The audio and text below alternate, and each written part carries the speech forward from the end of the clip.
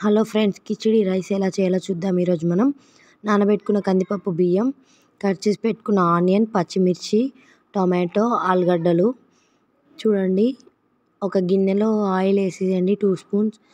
ఒక పచ్చిమిర్చి కట్ చేసి పెట్టుకున్నవన్నీ, పుదీనా వేసాక ఆనియన్ వేయండి ఫ్రెండ్స్.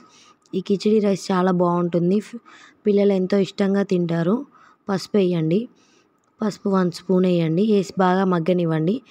ఆనియన్ మగ్గాక టొమాటో, ఆలుగడ్డ కూడా వేసేసి ఆలుగడ్డ టమాటా వేయండి. ఆలుగడ్డ టమాటా మగ్గాక ఉప్పు వేయండి, అల్లం వెల్లుల్లి పేస్ట్ వేయండి. 4 గ్లాసెస్ వాటర్ వేసేసుకోండి. వాటర్ మరిగాక ధనియాల పొడి వేయండి.